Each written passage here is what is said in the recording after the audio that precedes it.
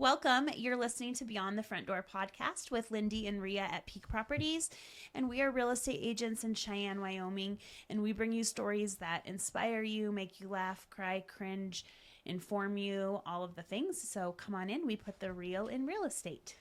Yes. So thank you so much for joining us today. We'd like to welcome, Vincent, and I'm not sure I'm going to say your last name right. It starts with a P. Picelli? Picelli. Vincent Picelli. I was close. From Clayton Homes. So welcome. Thank you. Yes, welcome. We have a lot to learn from you today because you've been talking a little bit, and I'm like, wait. We gotta sit you down so everybody can hear this. So yeah. First of all, before we get going on Clayton Homes, we'd love for you to tell us a little bit about yourself, your family, how long you've lived in Cheyenne, all the good stuff. Okay. I'm originally from Denver. Okay. So I grew up almost my entire life in the Denver area, and great place to live and grow up. We were a sports family growing up, outdoors, hunting, fishing, camping, that type of stuff. Okay. And over the last 5 to 7 years, Denver has changed immensely. It has. So that's what we heard from several people. Yeah. So I am what you call a refugee, from the Colorado area. We've had a few of those. Yes. And my wife and I was a partner in a promotional products company, so we did a lot of apparel, t-shirts, embroidery, promotional products, things like that. And my wife is a real estate appraiser. Oh. So we were, kind of going at the grind, both working full-time jobs, and we just thought, we're just grinding and not really, getting anywhere. So we become homeowners, and, at some point we were on a houseboat trip with my mother-in-law, which we go on every single year, and she had kind of, she's on a more or less a retirement plan. So, and one of the big things with Clayton is kind of, growing within the company. And she had, kind of asked her family members, if they had wanted to learn the ways and eventually take over her location. Nobody's really interested. So my wife said, well, hey, what about Vinny? And a lot of people call me Vinny. Okay. So, yes. Yeah, Vinny, Vincent. We're going to call you Vinny then. Vincent's on the name tag, Vinny, either Okay. way. So I was just kind of like, I've got, we've got our own things going, but a Zillow search later looking at property values in Twin Falls, Idaho, we thought, well, we may be able to utilize some of the equity in our home and, make this a really good transition. And we love Idaho. So sure. And before we knew it, I had put in my 6-month notice with my company, whom I'd been with for 15 years. 6 months. 6 Wow. months, yeah. And I had a lot of blood, sweat, and tears with that company. Sure. Kind of we'd grown it from the ground up and done a lot of different things. And we just decided to move to Twin Falls, Idaho, and kind of start life over. So we ended up keeping our house in Denver as a rental just because we didn't know where we were going to live, and found a place to live in Twin Falls and started working for Clayton Homes. My wife got a really good job with Idaho Transportation Department and worked there for a year, learned the ways of Clayton, and learned from my mother-in-law, who's been doing this for 25 years. And just she's an outstanding individual. I can't, it's one of those things, I can't thank her enough for what all she had taught me, and just the success that she had brought on herself was really incredible. And she's been kind of a staple with that company for a long time. So first part of this year, I was what's called a manager in training. So basically training, going through all the processes to not only manage a home center, but, learn the product, because it was a totally different industry to me, between the product itself, lending, construction, the whole entire thing. Yeah. Earlier this year, our regional vice president approached my mother-in-law, Megan. She said, hey, we would like Vinny to interview for the open position in Cheyenne. So I talked it over with my wife. I said, hey, do you want to do this whole thing again? Do you want to quit a job that you love again? Do you want to move the kids again? But it turned out to be a really great opportunity. So a little closer to home. A little closer to home, sure. Yes. And here we are. So wow. Yeah, we've got a 17-year-old. My stepson lives in Denver. He's graduating high school in 2 days, actually. So oh, congratulations! Thank you very much. Yep. Super excited for that. Yeah. So yeah, here we are. we are Wyoming residents. Kind of a double jump story. We talk about is. jump stories, where people, make some drastic change to their life and leap for some goal. And so you've got two really in a very short amount of time. Yes. Well, and, it was obviously there's that risk, leaving something that you're used to in a place with all your friends and family. But, I mean, my biggest regret about the whole entire thing is not doing it 5 years sooner. How often do we hear that, Lindee? Yeah, a lot. All the time. And not just because of the location. I mean, just being, outdoorsy. I mean, between the hunting opportunities and fishing opportunities and, that type of thing. But coming to a community, a small community, kind of just like Twin Falls, Idaho, that, it's tight-knit. It's got a lot of the values here that we can really appreciate. And we just, it turned out to be, just a good decision to leave behind what we were doing and take that jump, take a risk, and so we're come here. Yeah, come here. We're super So excited. when did you move here? I moved here February 7th. So you're like Fresh. here. That's awesome. Well, welcome to Cheyenne. Thank you very much. You might be our newest resident we've had on here. Yeah, that's awesome. Yeah, but it's just being a small community. It's really important to me. Just develop a lot of local relationships and not try and change the community because I mean I love Cheyenne. I mean I love Wyoming. I've been coming up here for decades at this point. Just to utilize the natural resources and those types of things. But I mean I always kind of had that feeling it was either going to be Idaho or Wyoming where we'd eventually end up. Sure. Just because of the there's some similar lifestyle Yeah, choices between the three states, Yes. right? You're outdoor. You can pursue all those outdoor hobbies in any of those three states, really, Yes. right? And so, but Wyoming and Idaho might just have a little more of a conservative mindset, than Colorado and a has lot at the less moment. traffic. And we hear that all the time. Yes, I hope the traffic never changes here. And what's funny is the people that have lived here their whole lives hate the traffic here. So- Well, it was funny. So the first day I get to the office in Twin Falls, Idaho, we're on Highway 30, which is kind of like South Greeley Highway, Highway 85. Sure. And I had, so it was kind of crazy. My mom was living with us in Denver, and I was living with my mother-in-law in Idaho. So we were like living with each other's mothers-in-laws. It was crazy. But we're sitting in the car, and we just finished my first work day, and she goes, "Oh my gosh, look at this traffic!" And there's like one car coming this way and one car coming this way, and I'm like, "This is traffic?" No, But where are these people coming from? But what it does seem It like does. when you're on streets that aren't usually very busy, the second you pull up to a stop sign, there's 5 of them that you got, cars that you got to wait for. So I do I find say that it that's on my own street. I'm like, where are all these people driving? Go to work. And it seems like they're always driving down the street. Yeah. But Well, it's when nothing. rush hour starts in Denver at like 6 a.m. and doesn't get done until like 9 p.m., Yeah. it's just that stress and that anxiety of, I got to get just on the other side of Denver and it's going to take me 45 minutes Yeah. if I'm lucky. you Yeah. know. So, but, leaving those things behind is awesome. Leaving behind friends and family and things like that It's hard. is really hard, but they're a FaceTime call away. Yeah. A Zoom call away. So, Well, and the great thing about being in Cheyenne that I've discovered, I moved to Cheyenne about 4 years ago from northern Wyoming, and what I really like is that people will stop and stay with me, and I have found that there's some people I see more now because I live in Cheyenne than I actually saw when we were all living in the same town, because I can provide them a place to stay and we can go do things, and so there's some advantages to moving away. yeah. So, But I absolutely love it.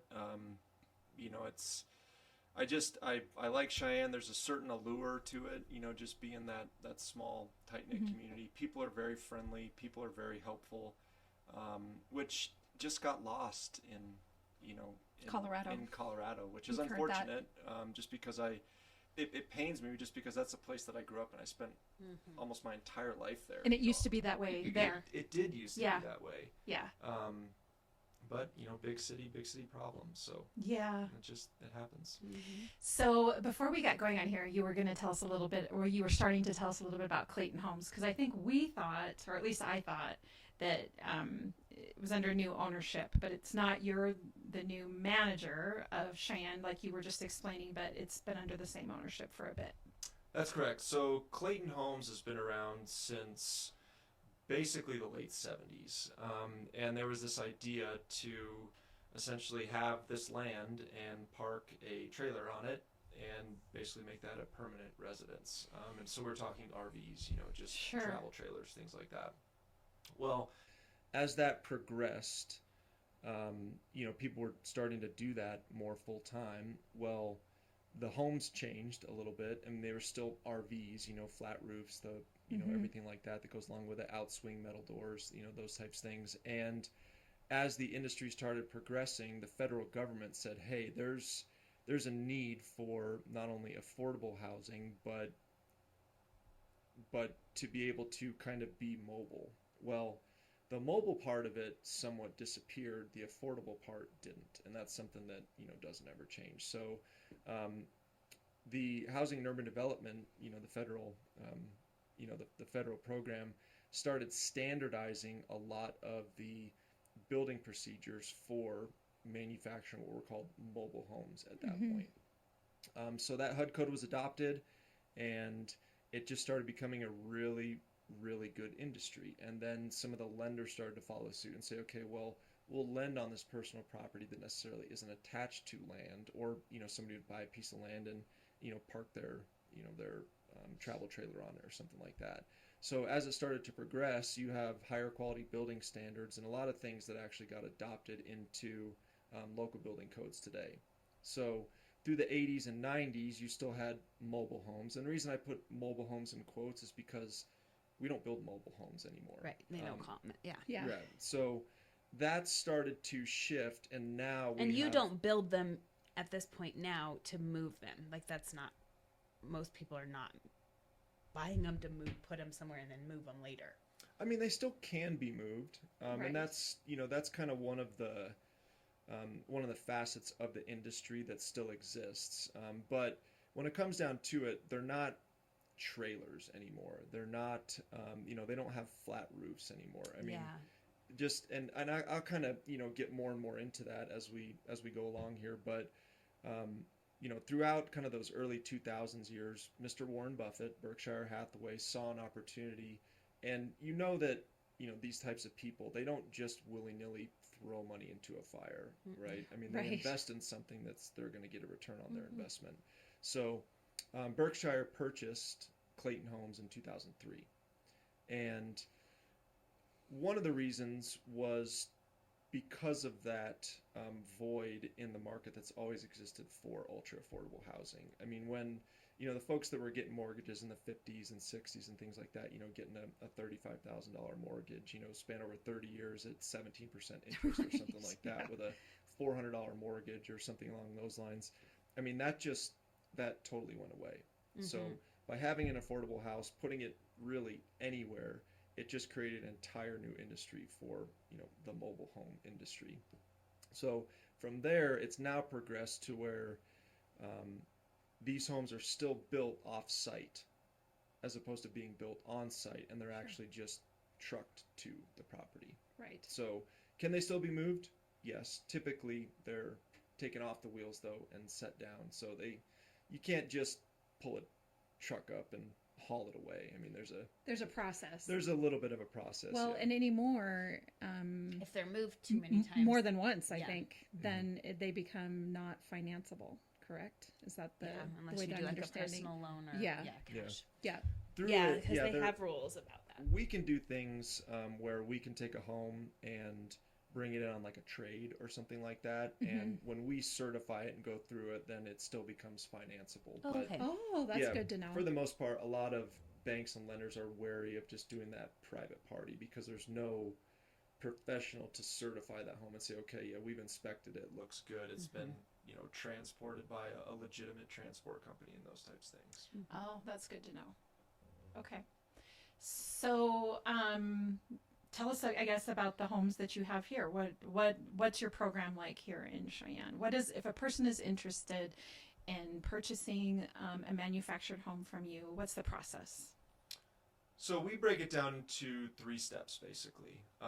Step number 1 is we figure out a budget. Because in the end, the reason we still exist is for affordability. Mm-hmm. And that comes in 2 pieces. One is the initial purchase. The other one are energy efficiency standards. And that's one of the really cool things about HUD code is that HUD really pushes the market, and Clayton especially. I mean, HUD in our industry, in the manufactured homes industry, is really pushed forward by Clayton. I mean, they're the ones, Kevin Clayton and Jim Clayton, they were the ones who really started this whole, kind of this whole paradigm shift in that housing industry. So not only the affordability in the initial purchase, but the affordability to live in as well. And most of that comes from the energy efficiency standards. Right. But as far as that process, the first one is we always kind of figure out a budget, because it's not our job to necessarily spend every penny of somebody's money. Mm-hmm. It's our job to take that budget, find a home that they love, and find a place to put it. So steps 2 and 3, finding a home that they love and finding a place to put it, those all occur within their budget. Okay. So, I mean, oftentimes, if we're, bottom line is that not everybody can get approved for a $500,000 mortgage. Right. So that's kind of where we fall into, is that, now don't get me wrong, I can build the Taj Mahal. We can build a 2-story modular that would rival any site builder's house, right? Mm-hmm. But again, we are still going to fulfill that affordability niche. Mm-hmm. So again, step number 1, figure out the budget, figure out the financing portion of it. Step number 2, find a home that they love, and step number 3 is find a place to put it. So, do you provide in-house financing, or do you have lenders that you work with specifically that finance your homes? We don't provide any in-house financing. Okay. We do work with many lenders who specialize in the construction of manufactured homes. Okay. So does the buyer go and get that loan, and then you help them? It's not like you do it and then close on the whole deal. We can. So we can help them find a lender. Okay. We are also open to them bringing their own source of financing in. Okay. The biggest thing is it's just a construction loan. Not all lenders do construction loans. Right. So your bigger banks like Wells Fargo, U.S. Bank, Chase, they don't offer construction loans. We go through a training every 6 months or so. We're always at an arm's length from lenders, so we don't negotiate financing terms or anything like that. We stay completely out of it. So I never quote an interest rate. We never really talk about anything like that. Really what we do is provide... This is what it would cost to get this home that you've chosen, and this is the budget, and then they go... Find a lender. Correct. So you don't refer them to a lender, or you... I was just thinking, I remember my husband and I are very first purchase. You would think we know this because we're real estate agents. But we don't know. But we don't do it a lot because, I sell land all the time, and I'll sell it, and someone will be like, yeah, I'm going to come put a manufactured home on it. But they do that after I've sold them the land, and they figure that out on their own. Right. I've never done like a whole bundle deal for helping someone find land and then the home and... Well, so what I was just going to say is the very first home that my husband and I had was a mobile home back in the mid-late 90s. And when you went in, you did your financing right there. Like, it wasn't necessarily in-house, but they had lenders that they worked with, and you just sat down and filled out the application right there, and they sent it off, and then you decided which home you were getting. Is that how it is with you? Yes and no. Okay. So you can do a financing application in our office. Okay. And we've got several lenders that we can send that to directly. Okay. Okay. So, because a lot of people don't know. They don't Right. know how the process works. So it's our job to earn that customer's trust the minute they walk in the door. So a lot of times what I tell people is, I'm going to give you as much information as I possibly can so you can make the best decision for yourself and your family. Mm-hmm. And a lot of times they just don't know. I mean, how do I buy a house? What's the process? What are your homes made out of? Are they going to blow away? And do they light on fire easier than a normal home? Mm-hmm. All these questions Mm-hmm. that, but again, they just don't know. Sure. So, but yes, so we can have them fill out a financing application there, send it to any one of the lenders that we have they're on our lender board. So these are lenders that we worked with in the past. But every single week I've got somebody that comes in that says, hey, I'm working with this lender. So we go through the process of contacting that lender and then just explain to them this is the process that Clayton uses for a construction loan. Because in the end, everything's a construction loan. the bank is going to lend you money on something that doesn't exist yet. Right. So there are just certain steps along the way that, that take place in that process. Does anybody ever come in and want to bundle together land and a mobile home and do it all in one whack? And Absolutely. Is that possible? How does that work? Really similar to the way any of the other process works. So we work with the buyer's real estate agent. Yeah, so I guess if you probably found land and you were like, this is $50,000 for this land, this home's $100,000, and then you'd get a construction loan to buy all of it together, and you probably close, I don't know, when it's all. What kind of financing would FHA, would that qualify for traditional financing? Yeah, because okay, so for instance, Mike Poteet that I work with, he's built homes. He has lots in Burns, and that's exactly what he did. He owned the lot. He bought a manufactured home, had it set on there, and then you go through all the building code and everything, and you get it all approved, and then we sold it as the. Right, but so that makes sense to me. So then somebody would come and get a mortgage on all of it. So that's one case. Yeah. We're also putting one of our homes on a piece of land that Mike owned, that one of our customers bought from Mike. So there's several different processes. So just to hit a couple of points there, do they qualify for conventional financing? Yes. Conventional, yes, but not. Conventional meaning FHA. They do. They qualify for all of them. Yes. Okay. I shouldn't use the term conventional because we cash or conventional. Right. We're thinking like Yeah, we're thinking like that, but he's meaning like traditional financing. Yes. Traditional like is a better word. Yeah. Okay. So if somebody comes in and they're like, I want to buy a mobile home and I want to buy land, then the process becomes you have a team of people. You have your lender, you have Clayton Homes, then you have a realtor that's going to help you put the whole thing together. Correct. Because we're not real estate agents, so we don't write contracts. I mean, we produce contracts for our own sales agreements, meaning this is what this is going to cost, this is what this is going to cost, this is what you or the bank are going to pay Clayton Homes. But we don't do any real estate contracting whatsoever. So we work with real estate agents to prepare that paperwork and do those types of things. So the person first has to get approved for a construction loan, and then switch it over to an FHA or whatever kind of loan that they're going to get. And there are lenders that will do one-time close, meaning they will close it at the very end. Finance the construction, and then just reclose it or close it at the very end when they turn that into an FHA or VA. And then in that case, we're required to, for instance, on a lot of FHA and VA, you got to have a driveway, so some type of gravel driveway. You got to have gutters and downspouts, those types of things. So we'll work within those bounds of whatever's required by that program to make sure that in the end, when we hand them keys and when that lender essentially funds our side of the project, it's ready to go and they can do whatever they need to. I think that's just helpful information, especially since I mean here in Cheyenne we have very few homes like under $250,000. Like they just that's not don't just here. exist. That's everywhere. Period. Right. So it makes me think there's some possibility of like if a person wanted to do this for that in that price range. The hard part is finding the land. Yep, the land is the hard part. Well, for instance, like these properties in Burns, am I allowed to talk about like purchase prices and stuff like that? I think so. These properties are listed for $40,000. Right. What's really cool about these properties is they have a city water and a city sewer connection, and also gas available. Sure. Electricity is close. So for that price, you have basically a buildable lot with all of the utilities close. So to be able to get a home that's, let's say it's $100,000 home. You can be in that entire project for less than $175,000 with a brand new home on a piece of land that you own without having to worry about septic maintenance or well maintenance or bringing in a propane tank or anything like that. That seems, that is a nice alternative. It just gets a little more complicated when someone decides they want acreage and then they have to drill a well. Sure. I mean, it can get, like you said, it can get expensive. Yeah. Well, just like with building a house. Yeah.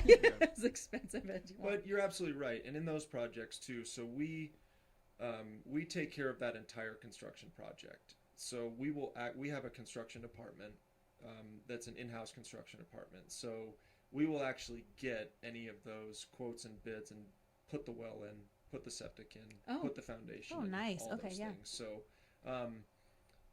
it's not just, okay, we'll sell you a house, you go buy the land, figure out the land improvements, we'll deliver it when it's ready. I mean, that's awesome. Yeah, we're going to make sure that we don't just sell a house. We're going to turn over keys to that homeowner for them a to move in ready turnkey project. That's all good. Which is awesome, because a lot of people can't, not that they can't, it's just difficult to navigate all of that with no knowledge of like, okay, I have to do a well. Like, who do I go to do that? Now I need to do this. What do I do? Who do I call? Yeah, that's well, really and also helpful. too, And so you it's have nice to have building somebody permitting. who, You have, we can actually pull up. So we're very, we've developed a really good relationship with Laramie County Planning and Zoning. So one of the things that a lot of people wouldn't do is look at a piece of property and say, okay, well, this piece of property looks great. Why is it priced like that? Well, because it's in a floodplain. You can't Right. So we can look at those things. Just had a customer in we've been working with for about 60 days. And he said, hey, take a look at this property. So I pulled it up. There is a floodplain that runs through the property, but there's buildable land on either side of that floodplain. So no issues with anything like that. Nice. But yeah, most people are capable of GCing their entire project. It just comes down to, do you want that headache? And you may be capable, but are you willing to take on all this? Well, and you're going to be more efficient at it because you've been doing it a million times. So right. And we're not in the business of land improvements. So sure. If somebody calls and says, hey, will you pour me a foundation? No, our construction department gets sites ready for, our homes, but you can't call me and say, hey, I want a septic drilled. Well, there's a billion septic companies out there that'll put a septic system in. There's 15 different well companies around the area that'll drill you a well if you need to. So, but part of that too is, it's not just I need a well, I need a septic, and I need a foundation. Okay, where's the power coming from? Right. Did you know your well has to be 100 feet from your leach field? Right. How much is it going to cost to trench the well to the foundation, stub it out? How much does it cost to trench the septic to the foundation, stub it out? Do you need a propane tank? Is there gas in the area? Those types of things. So, we basically have a project worksheet that details every one of those different costs, because every project stands alone. They're all different, literally every single one of them. So, and maybe it's a second home on a property. Sure. We're doing right now, which is we have an ALQ permit, which is accessory living quarters. So it's a home. There's a piece of property. It already has a home on it, but we're putting a second home on it. So we need to go through the proper channels through planning and zoning to make sure that it gets approved for that, or a second well on the property, or those types of things. But just getting a well permit in itself, it's not easy. Can you do it? Anybody can do it, but it's kind of Is it time consuming too? Well, yeah, it's not your full-time job. How far have you guys where have you gone that's like really difficult to get a home? I'm just asking because we have a cabin in Hartville, and it's just a tiny little cabin, and we keep saying someday maybe we'd want to put like a manufactured home, but it is like up a steep hill. Like, has there been any like crazy places you've had to be like, we can't get a home there? We can get a home almost anywhere. The only thing we don't deliver them is by helicopter. But for the most part, the biggest thing you keep in mind is that let's just take a 56 foot, 28 by 56. So you have two 14 by 56 foot halves of the home. You have a 56 foot home. You have an 8-foot hitch on the front, and then you have a 20-foot semi.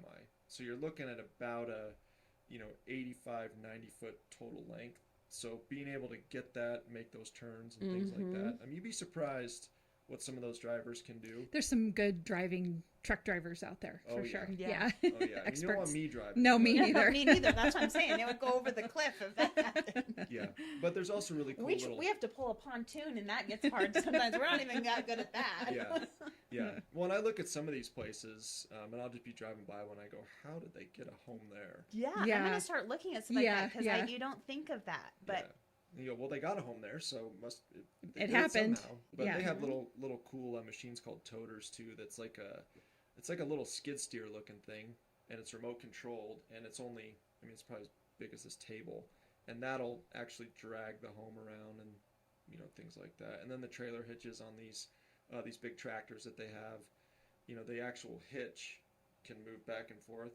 Yeah, sure. So if they need to adjust the home or move it. That makes sense. You got to line it all up. If you have a double wide or a triple wide or whatever, you got to be able to. And a lot of times we'll use a crane.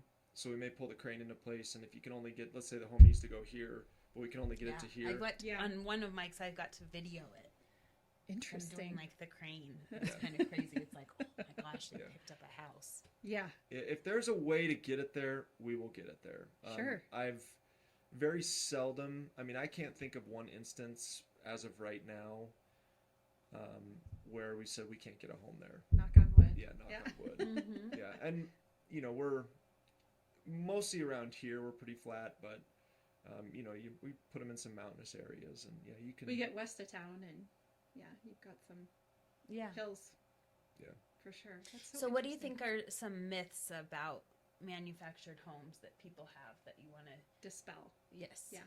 Biggest one is depreciation. I've had, at this point in the last month, 5 previous customers come in, and they've said, "Hey, I need to get information on the home that we bought from you." I say, "Okay, what type of information you need?" "Well, I don't know. I'm going back to the county to dispute my taxes because they want to appreciate my house." So that's a big one. Most of that comes from homes that were built, in the 80s, 70s, and 80s and 90s that they were built according to the code at that time, but they weren't built according to how they're built now in the last 10 years or so. They're holding their value extremely well. And that's important because when you're getting a loan on something, right? I mean, it doesn't matter if it's a mortgage loan for a site build house or a mortgage loan for a manufactured home in one of the land lease communities.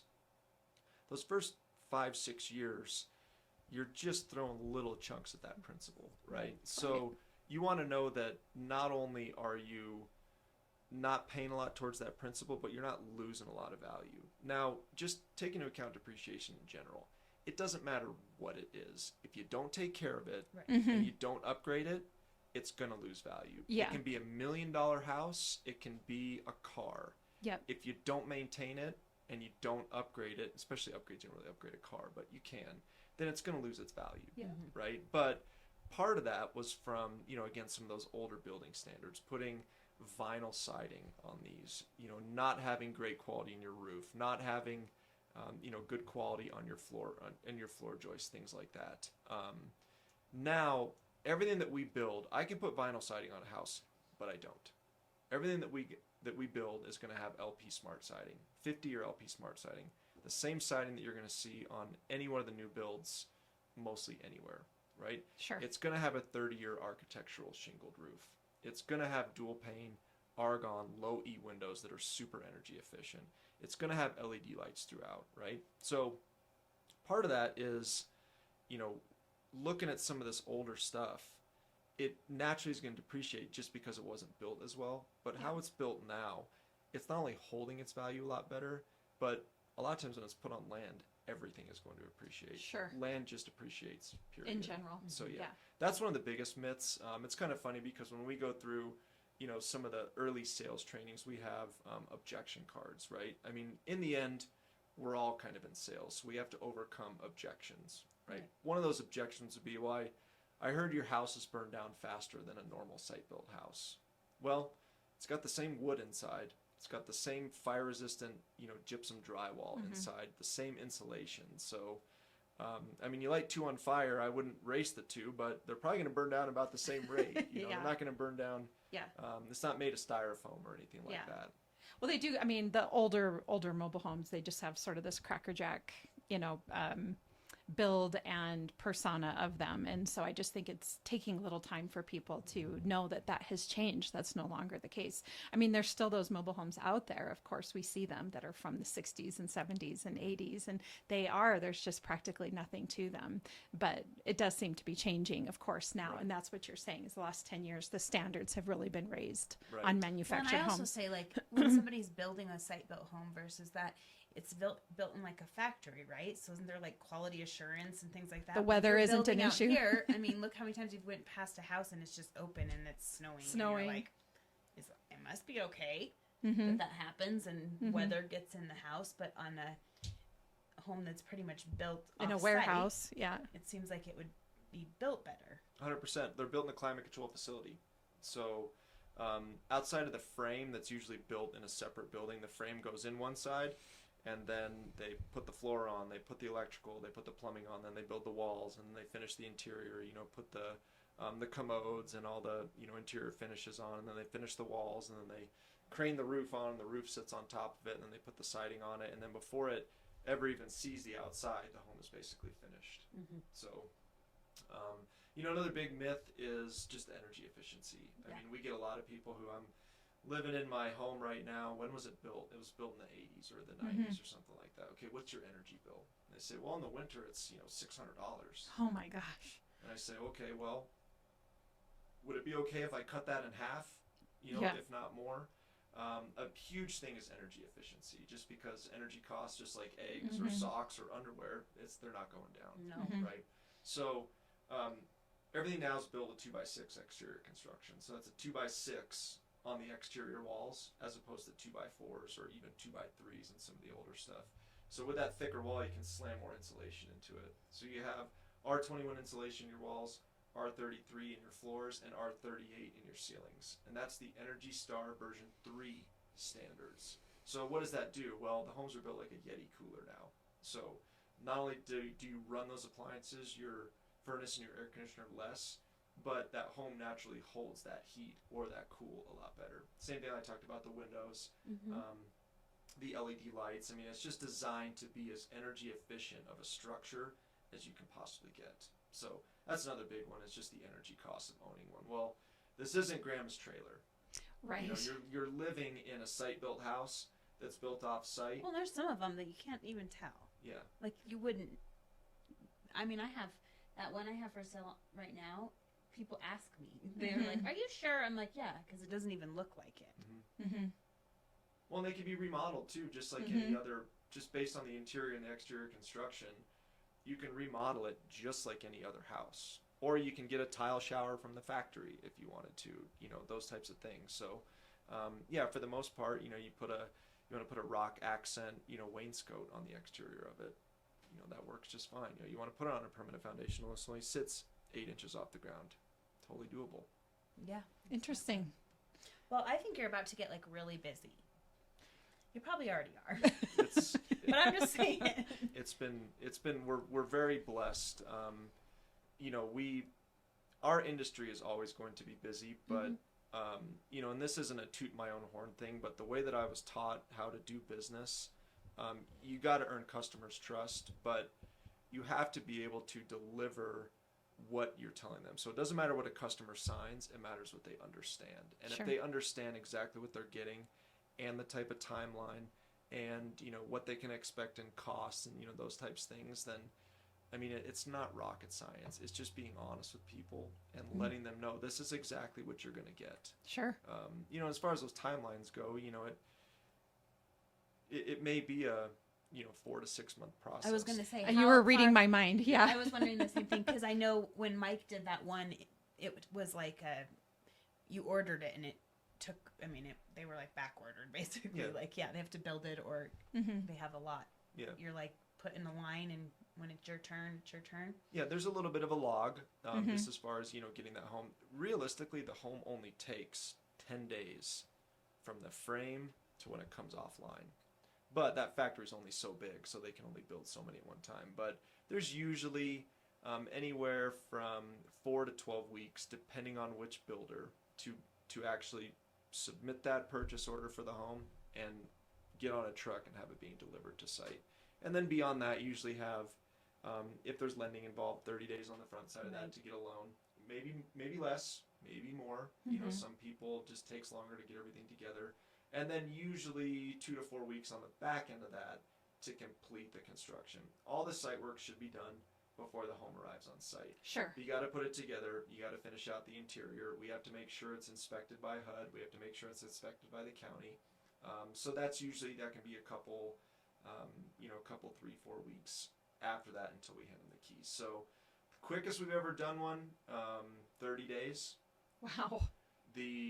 But projects can take, on a really high-end advanced modular project, it may take a year, but most of that is, permitting, inspections, that type of stuff. But usually the sweet spot that I tell people is 3 to 6 months. Interesting. Okay. I learned a lot today. Thank you. You're welcome. So in wrapping up and shifting gears for just a bit, you've kind of already said this, but the question I ask everybody when they're on is what their favorite thing is about Cheyenne. You've said the people is probably, but go ahead. I don't mean to. That's probably one of my favorites currently. I mean, I've met a lot of people so far, and everybody's very, very friendly, nice. Just a welcoming community. I know there's the grumblings. It's a guy from Colorado, or what I call the refugee word is good though. Keep using that. Yes. I love it. Yeah. But everybody is been very welcoming. Everybody's very friendly. You have a huge military presence, and I have a lot of respect for our military as well. So sure. That's great. I like the pride in UW. Those things, because you get, I didn't go to a big school, so you get people from all over the country who go to CU, whereas you get a lot of locals that go to UW, so there's a lot of pride. Every store you go into, you've got UW hats and UW shirts. My kids got UW stuff already. You can't go into public without seeing somebody wearing UW stuff. I think it's cool. Sometimes you're like, we only have the one university, but I think it makes it special.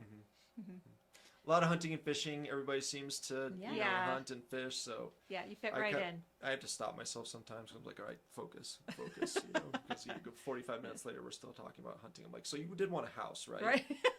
Right. We'll go hunting after this.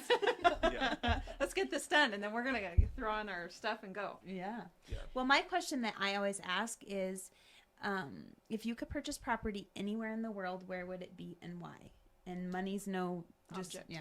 Just where could, if you just had I'm a mountains guy, so it's got to be somewhere in the mountains. Typically if I don't have to see another individual, I'm cool with it. Yeah. So usually I would say anywhere that is kind of Mountain West. Alaska would be really cool, but I don't know if I could deal with darkness for 6 months a year. Yeah. So anywhere in the Mountain West, anywhere in the world is tough because I love the U.S. Well, yeah, and that's really, really big. Yeah. I mean, it would be cool to own something on the beach, but in the end, I'm not crazy about anything. I mean, if I could have just a nice little plot that backs up to National Forest or BLM or something like that, where you can just go and do whatever you want, I'd be a happy guy. Yeah. So, no, I can. We'll say the Mountain West. Okay. Very nice. With all 4 seasons. So, for anybody that's listening that wants to get a hold of you and talk homes, how do they do that? Where can they find you? We're at 2400 South Greeley Highway, so just right south of town. Okay. I just put new furniture in our lobby, so come check out. We've got a beautiful lobby now. Okay. They can also find us online at www.claytonwyo.com. So okay. ClaytonWYO.com. Okay. Otherwise, phone number 307-635-3100. They can call us. You can't text that number, but yeah, you can come by, you can call us, set an appointment. Either of those. Our website. We just redid our website too. We've got photos of all of our homes. We've got 12 homes on site right now. We'll also be doing some move-in ready projects as well. So we'll actually purchase land, build a home on it, and then sell it as a move-in ready. So, and again, going back to your financing question, so anybody can get whatever type of loan they want, and it's just like any other house that's out there, good to modular know. or manufactured. Yeah, awesome.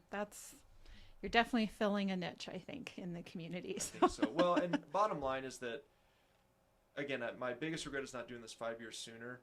I mean, I was grinding, selling to businesses, where it's like, hey, can you take 30 cents off of this T-shirt, and I'll do the deal. And it's like, okay, I'll take 30 cents off of your 1,000 T-shirts, But now, at the end of the day, I can help people get into homes, whether it's a single mother who's practically in tears because she never thought she'd be a homeowner, or somebody with a grandiose plan to build a $500,000 modular house. I can help any of those people. And I get to sleep well at night because I know that, okay, I got those people into a home that they might not have been able to get into in any other industry. So it's not only, a job. We all go to work to make money. I mean, but it's a job I can feel good about. So Yeah. I love that. Yeah, that's awesome. That's awesome. Well, thank you so much for You're joining very us welcome. today. Thank you for having me. I appreciate it. Absolutely. And I need friends too. So hunting friends, right? Yes, wink. Any wink. friend. Yeah, but no, just being in a new place. I mean, we got friends down in Denver, but if you. Yeah. Okay. Well, for all of our listeners, Lindee and I are realtors with Peak Properties. So if you're looking to buy or sell a home or land, as it would be today, please feel free to reach out. You can find us at www.sellcheyenne.com and, of course, on our social media channels.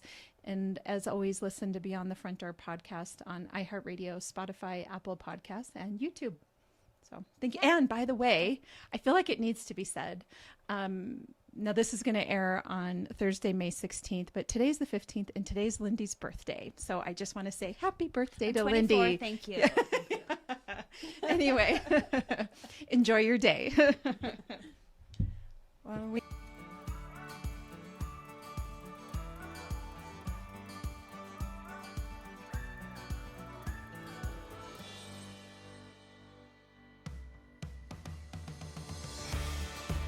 Whether you plan to buy, sell, or invest in southeastern Wyoming, turn to Peak Properties.